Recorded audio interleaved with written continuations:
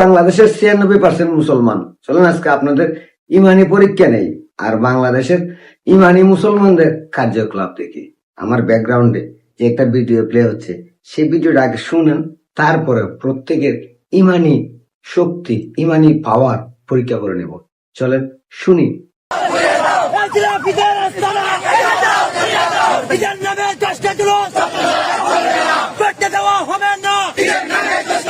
ঈদের নামে চেষ্টা জুলুস বাদুঘরে হবে না।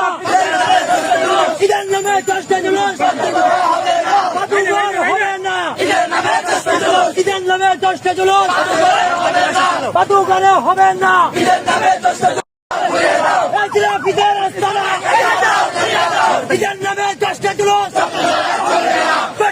এরা হচ্ছে বাংলাদেশের সবচেয়ে বড় মুসলমান, যাদের ইমানি শক্তি এত বড়, যারা মিলাদুন নবীর বিরুদ্ধে মিছিল করতেছে। মানে মিলাদুন নবীর উপলক্ষে জশ্নে জুলুস আনন্দ মিছিল করা যাবে না। এরা কারা আপনারা কি জানেন? এরা হচ্ছে সেই তৌহিদি জনতা নামের সমর্থক হুজুররা। যে তৌহিদি জনতা তৈরি হয়েছে জামাত, এনসিপি, সরমুনাই, হেফাজত ইসলামের মতো দলগুলা থেকে সবাই মিলেমিশা একটা তৌহিদি জনতা নামের সংগঠন তৈরি করছে। যে সংগঠন মিলাদুন নবীর উপলক্ষে জশ্নে জুলুস বা আনন্দ মিছিল করা নিষিদ্ধ করতে হবে, এটার বিরুদ্ধে রাজপথে মিছিল করতেছে। তাও আবার টুপি, পাগড়ি, জুব্বা লাগিয়ে। এরা হচ্ছে সত্যিকারের মুসলমান।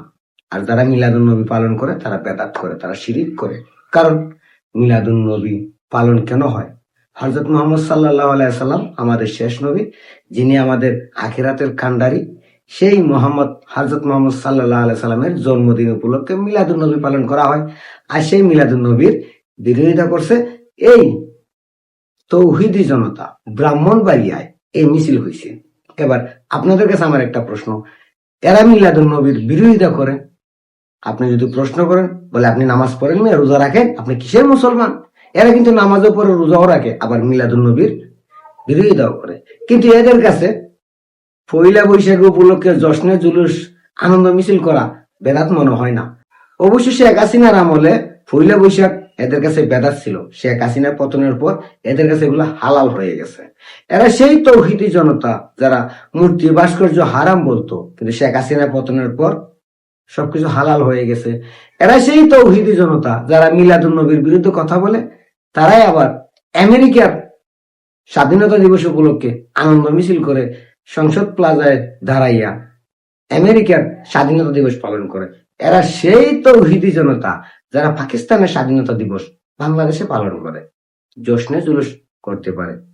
এখানে বেদাত হয় না, শিরিক হয় না। কিন্তু হযরত মুহাম্মদ সাল্লাল্লাহু আলাইহি সাল্লামের জন্মদিনের দিন মিলাদুন নবীর উপলক্ষে জশ্নে জুলুস আনন্দ মিছিল করা শিরিক, বেদাত। এরা হচ্ছে সেই মুসলমান, সেই তৌহিদি জনতা যারা 5 আগস্টের পর শত শত মাজার ভাঙছে, 5 আগস্টের পর ধর্মের দোহাই দিয়ে মানুষ পুরাইয়া মারছে, কবরস্থান থেকে মরা মানুষের লাশ তুইলা রাস্তায় ওপেন পুরাইয়া দিছে। এরা সেই তৌহিদি জনতা যারা মিলাদুন নবীর বিরুদ্ধে মিছিল করতেছে। এবার বাংলাদেশের 96% মুসলমান, আপনারাই বলেন মিলাদুন নবী উপলক্ষে জশ্নে জুলুস হারাম, বেদাত, শিরিক। কিন্তু পয়লা বৈশাখের উপলক্ষে জশ্নে জুলুস আনন্দ মিছিল করা হারাম নয়। ভাস্কর্য যেটা হারাম ছিল এখন হালাল হয়ে গেছে। আমেরিকার স্বাধীনতা দিবস উপলক্ষে আনন্দ মিছিল করা যায়, হারাম নয়। কিন্তু মিলাদুন নবীর উপলক্ষে আনন্দ মিছিল করাটা হারাম, শিরিক এদের জন্য। এবার বলেন কারা ইমানদার? আল্লাহ পাক রাব্বুল আলামিন বলছে, আমার রাসূল আমার বন্ধুর প্রতি যারা বিন্দু মাত্র সন্দেহ পোষণ করবে তার ঈমান নেই। যদি কেউ কবরবাসী হয় বিন্দু মাত্র সন্দেহ নিয়ে, তাহলে সে জান্নাতবাসী হতে পারবে না। কিন্তু যারা মিলাদুন নবী পালন করে তারাই হয়ে গেল বেদাত। আর যারা এখন এটার বাধা দিচ্ছে তারাই নাকি সহি মুসলমান। তৌহিদি জনতার হুজুররা, যে তৌহিদি জনতা জামাত, হেফাজত, সরমুনাই, ইসলামী আন্দোলনের মতো দলগুলো থেকে তৈরি হয়েছে। এবার বিবেচনা করেন তো কাদের ইমানি শক্তি বেশি। আর সবচাইতে বড় কথা, এই কাঠমোল্লাদের জন্যই শেখ হাসিনা খারাপ ছিল। কারণ শেখ হাসিনা থাকাকালীন সময় এই কাঠমোল্লারা, ধর্ম ব্যবসায়ীরা কখনোই মিলাদুন নবীর বিরুদ্ধে কথা বলার সাহস পায়নি। মাজারের বিরুদ্ধে কথা বলার সাহস পায়নি, বলছে ভাস্কর্যের বিরুদ্ধে, কিন্তু এখন সেই ভাস্কর্য তাদের কাছে হালাল। বলছে আমেরিকার বিরুদ্ধে, কিন্তু এখন সেই আমেরিকা তাদের প্রভু।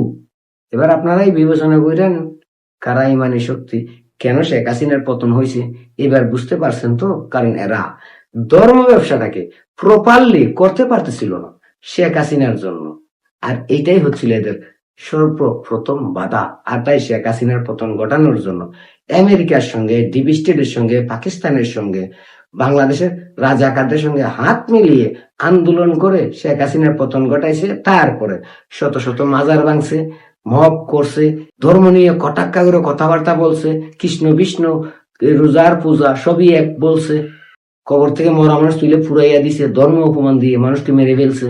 এরাই করছে, তাই না?